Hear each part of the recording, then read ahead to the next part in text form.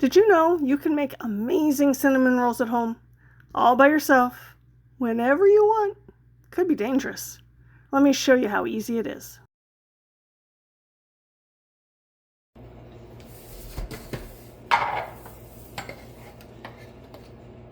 We'll start with 2 cups of the flour.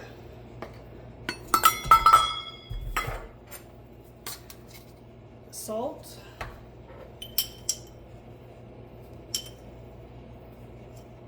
The yeast. And I just partially heated the milk. I put it in my microwave for about a minute. And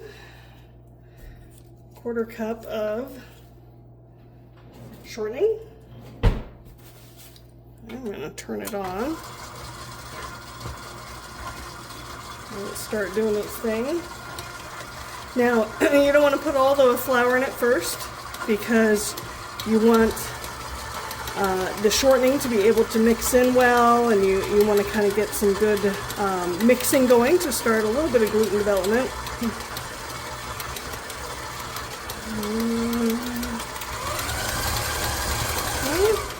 There we go. I'm going to add my 3 eggs. Let those start to mix in. They're kind of slippery, so they take a minute.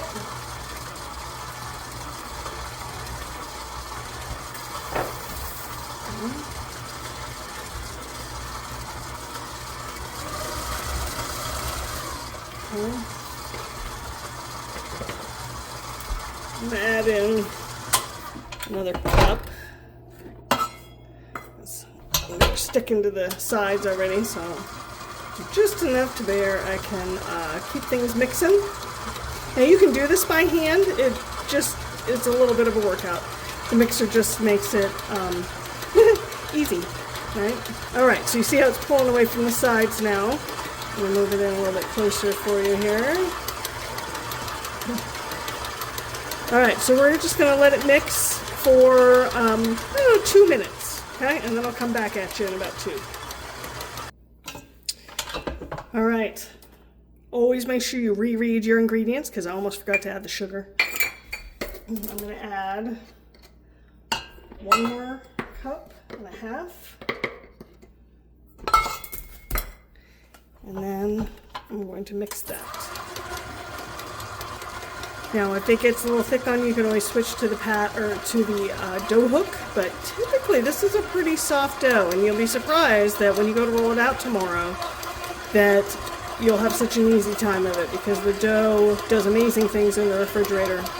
You should be okay with the paddle here. With that dough kind of, I might need to switch, but if I just, oops, sorry. There we go.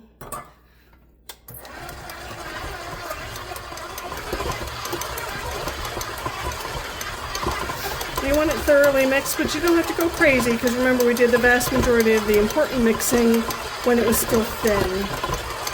And so, as long as you feel like it's pretty mixed, I'm going to call that good because it's late and I'd like to go to bed. Okay. Let me get you over here. So all I got left is just a little bit of that. And then I will, it's a hefty amount of dough.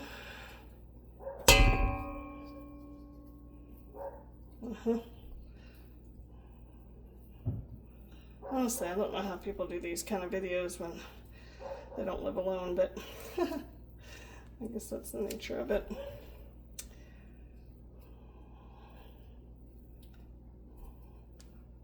All right. So, last step is just to dump it in the container and put it in the fridge and then ignore it until tomorrow.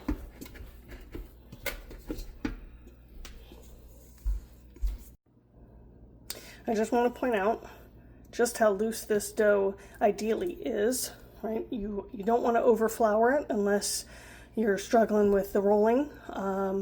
But ideally, for the best textured rolls, you want it to be pretty loose and pretty darn sticky when you first put it in the fridge at night. Now, magic will happen in the fridge overnight. It'll firm up, and as long as you roll it while it's cold, you'll be in good shape.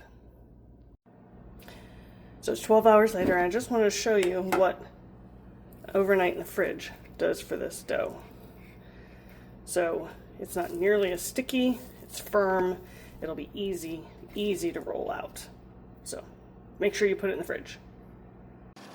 What I love about the cinnamon roll recipe is it is super easy as far as the timing. So you mix this up the night before, you put it in the fridge. It doesn't have to sit out at all. You don't have to remember to put it in the fridge later. You just mix it, put it in the fridge, and then when you're ready to make the rolls, you do this, and then you put them straight into the oven. There's no waiting for them to rise. I mean, it all is just about as easy as it could be. So you need some counter space. If you don't have a large counter, you can always roll them out in two separate bits, but my dough grew quite a bit.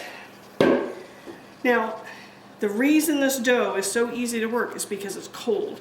You do not want to pull it out ahead of time and let it sit on the counter and warm up or anything. You want to roll it cold.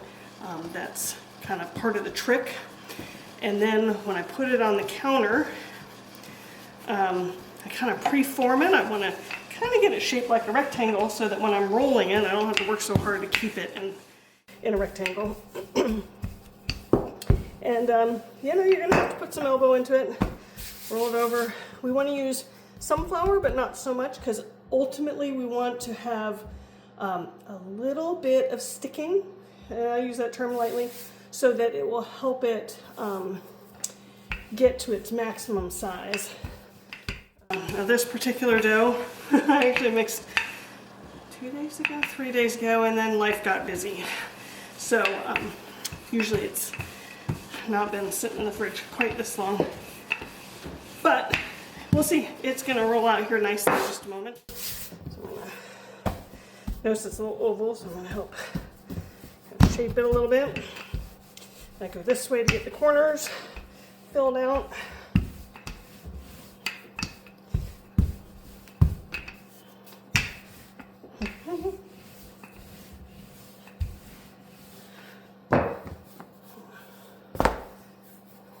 Now notice at this point I'm really not using any more flour. I'm just using what I still have here.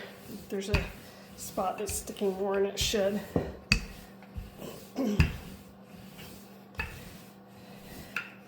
So now I'm going to say, what is this?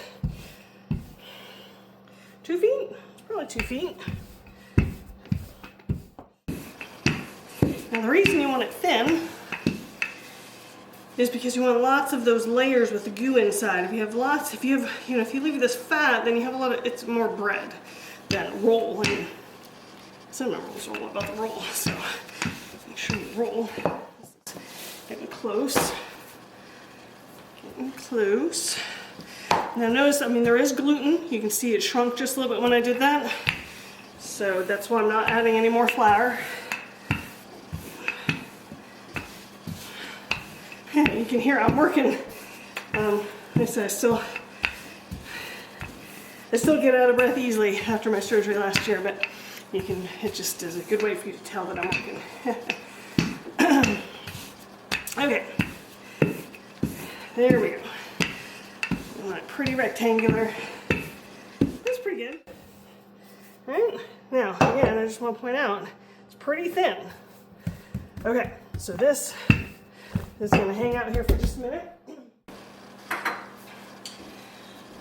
So I'm going to make the filling now, and it's, oh good Lord, where'd that little wrapper go? There it is. Nope, it went back in the bowl. Jeez Louise. That's quite the wrapper. Okay, so it's going to be a stick of butter, a cup of brown sugar. Now, You can use regular white sugar. It just, it's not as gooey, right? So, like if you run out of brown sugar, don't fret. But if you have brown sugar, use it. And then, this is going to look like an insane amount of cinnamon. But trust me, you want a full 2 tablespoons. I guess I could have added that after the microwave, but whatever.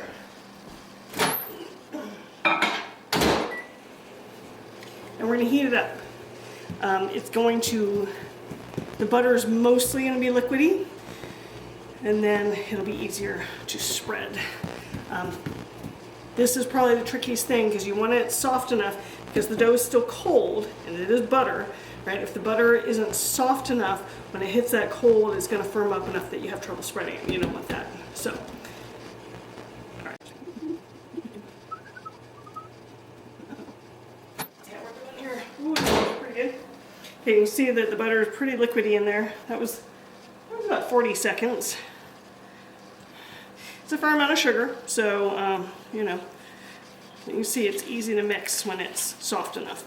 If you're having trouble mixing it, do it a little bit longer. I might have done a little bit too long, maybe 30 seconds would be about right. But you'll notice when I put it on here, it's going to firm up pretty quickly.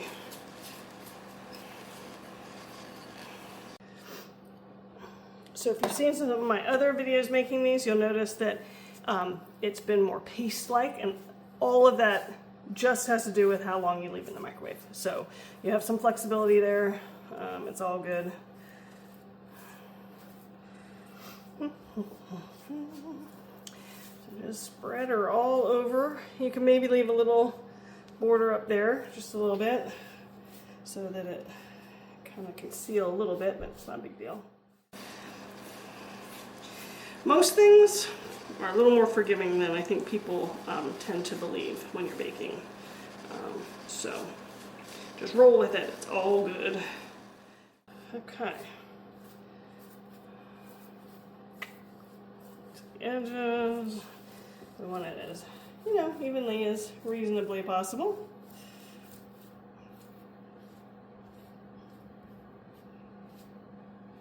Okay. Good enough. All right. So again, because it's cold,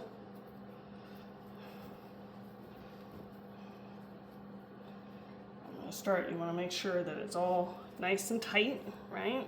Again, goo. This is for the goo factor, which is what cinnamon rolls are all about.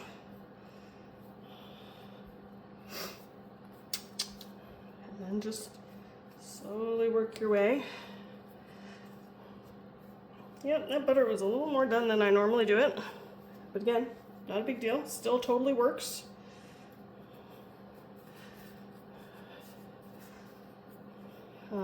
It's just I can feel the warmth, and it's warming the dough up a little bit. So the dough is not quite as firm as it usually is. So maintaining the temperature is part of the game. Now, notice this is fat right here and skinny here. There's a easy fix for that. You can just kind of, just like working with Play-Doh as a kid, and kind of squish that up a little bit. Okay, get that off before I wear it. Serrated knife. You've probably seen online the whole like string thing. Serrated blade is where it's at. And then obviously we'll need something to put them in, so I got that ready. Now, I always cut the little ends off. Now, depending on what I'm doing, sometimes I throw them away, but I mean, that looks good. So you can have like a little separate pan.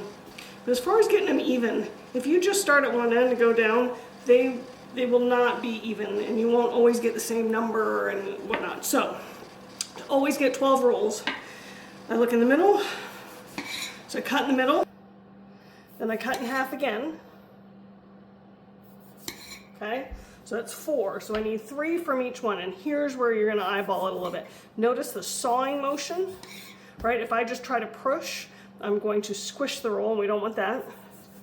So good sawing is how you get that nice clean cut that you're looking for. Oops. Saw. Okay, so 1, 2, 3, 4, 5, 6, 7, 8, 9, 10, 11, 12. Perfect, right? Works every time.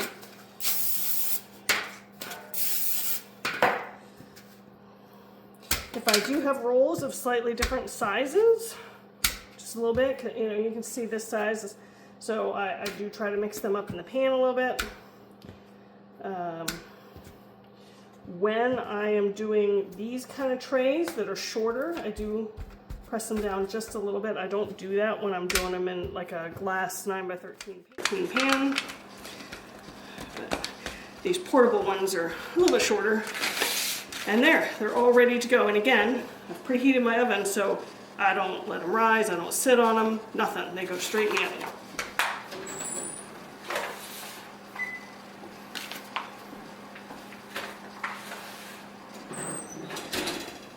All right, and then it's about 25 minutes. We'll look at them when they're coming out and talk about how you know when they're done. But for the most part, just set the timer and then go do something else. So you can see here with these rolls that are fresh out of the oven, the outer ones always bake more, and you'll see that they're more brown. The inner roll is not browned like the others. This one has a little bit because it poofed up, but that's okay as long as it doesn't look gooey in there. You want it to be fully done, you know, cooked. But if these are this browned, it's very unlikely for that middle roll to not be fully cooked. So once you see this, they're good to go. Like I said, I would always start with your timer at 25 minutes and give it a peek. If you see this, pull them out. If not, give them just a few more minutes, but usually not anywhere over 30 minutes. If you're going over 30 minutes, you need to check your oven. Well, the rolls, just a hint of warmth in them still. So I'm gonna go ahead and get started on this. It's a half of a pouch, 4 ounces of cream cheese, softened. In this case, my stove vents on the top, and so I just, I'm not gonna be able to put that there, or my cord will, there we go. Anyway, my stove vents out the top, so I set it there while they're baking, and that gets it nice and soft. You can always put it in the bowl and soften in the microwave, or if your house is really warm, that would be sufficient if you set it out early enough. So I first like to kind of whip this up a little bit before I put the powdered sugar in.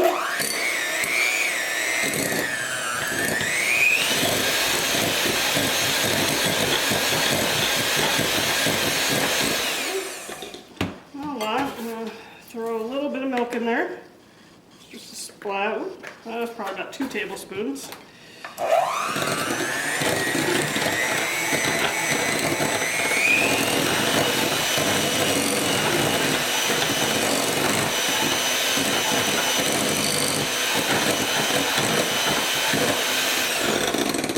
Looks like cottage cheese, but that's all right. We'll be able to mix those lumps right out.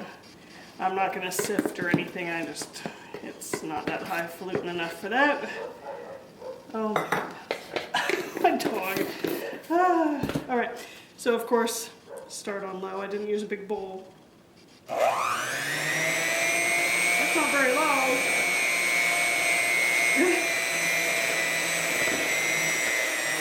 I don't have a cloud going here.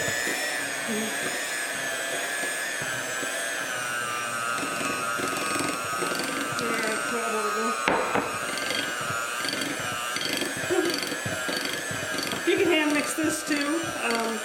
I just find with the cream cheese initially that can be tricky. All right.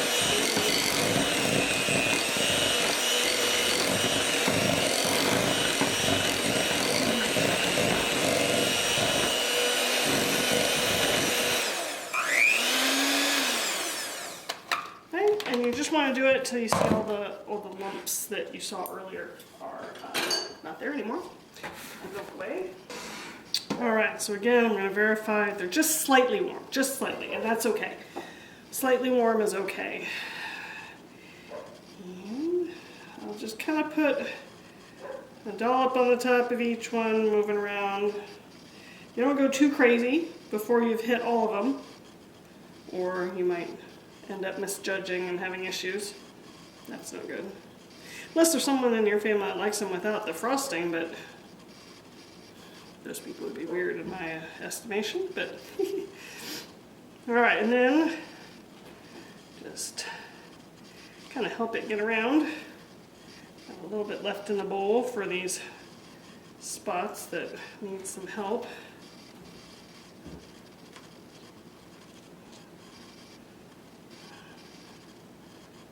Don't forget the back edges. There we go.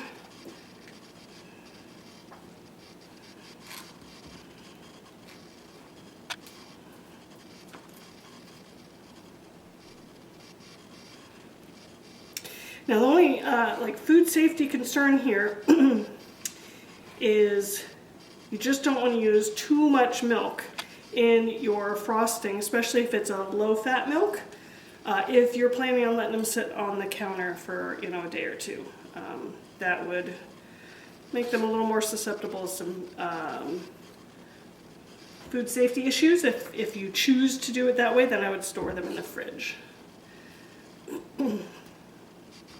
All right. Oh, those look delicious. And at this point, they are ready to gobble, gift, or save for later. They're pretty good save for later. You just need to then put them in the microwave for 10-15 seconds and they're all ready to go again. So how easy was that? And what I love about this recipe is once you have the dough down, the sky is the limit. I have made chocolate rolls. I have made blueberry like cream cheese Danish rolls. I have made, you can make sticky buns with these, like with pecans and the caramel. You could fill it with any kind of a fruit. A pistachio, I mean really the sky is the limit, and as long as it's spreadable, go for it, go for it. So this is the joy of scratch cooking, is that you can make it your own. Use the flavors you want and experiment. I'm going to experiment with eating some right now. All right, well I hope that answered any of the questions that you had. If you have any questions, go ahead and shoot me a message. I am always up for answering them. But again, very easy.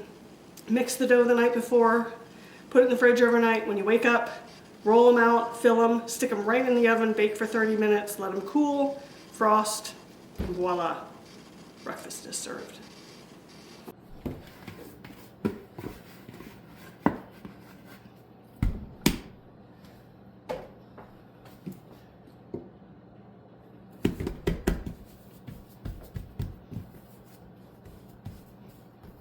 Now notice this dough here that I'm rolling, it wasn't sitting in the fridge for 3 days, so it's very soft and pliable, and you'll notice it's a little easier to roll out than the one that I rolled out earlier in the video.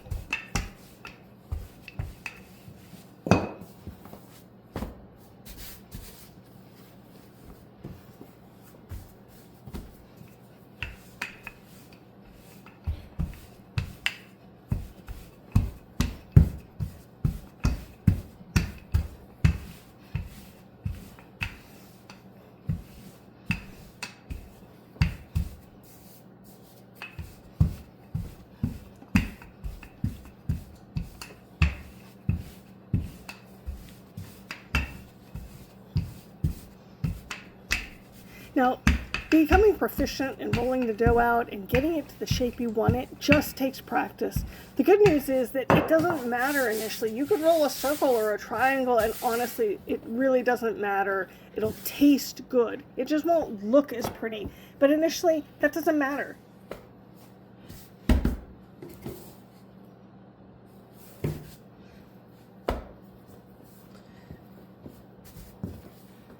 The trick with the amount of flour here is you want enough so it doesn't stick so badly that it deforms your dough. But you also want little enough flour that the dough sticks just enough so it doesn't always shrink up on you, and so it holds its shape. So again, that's also going to be practice. You'll learn every countertop is different. Every batch of dough is a little bit different as far as how much flour did you put in it, how humid out is it, what's the temperature. So there are all these variables, and as you practice, you'll just get to the point to where you get a feel for it, and it will all work out great.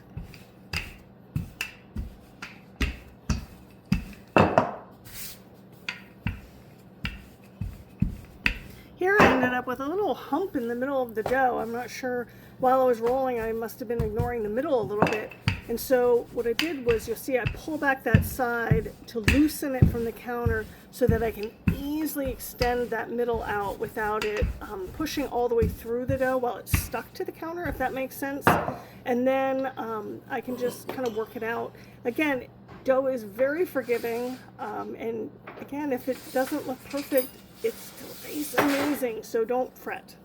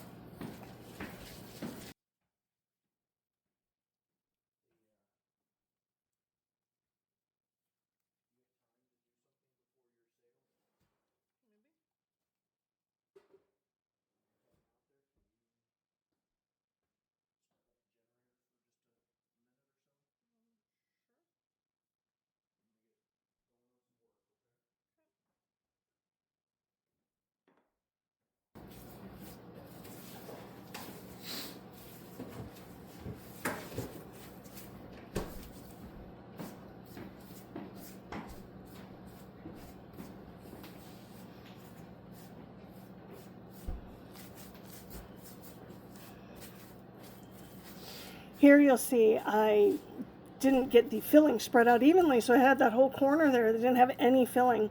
All you need to do in that case is use your knife or spatula, turn it at like a 45-degree angle so that you have a scraping edge, and just scrape along the dough gently but firmly so that you get a buildup of filling on the edge of the spatula, and you'll see that when I turn it up to the camera so you can see it there, and then you can move it.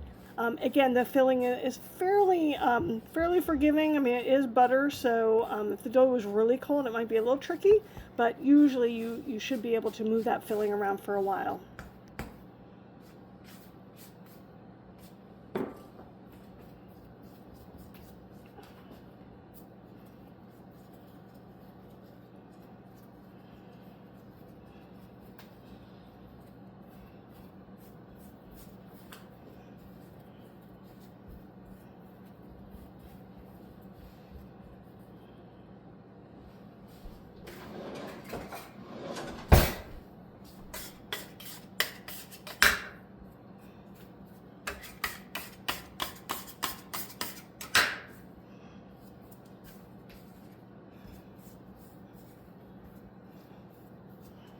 Sometimes after the dough's been rolled out and you put the filling in, when you go to roll up the roll itself, it's stuck to the counter.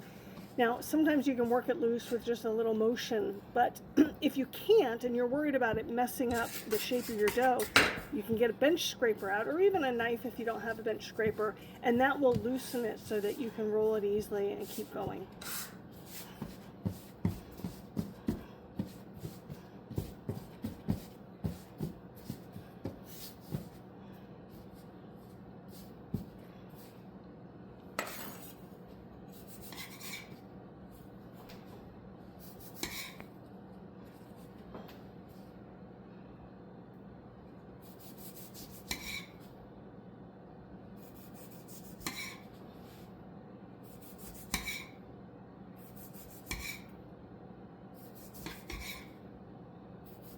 Sometimes the dough is soft, maybe because you didn't use as much flour, or maybe your kitchen is warmer than usual, and that can make it hard to cut the dough cleanly. Sometimes it wants to move with the knife, and if that's the case, you just want to lay your hand around the knife, kind of put the blade between your two fingers, as you see me doing in the video, to hold the roll on both sides stable, and that will give you enough support to make a clean cut.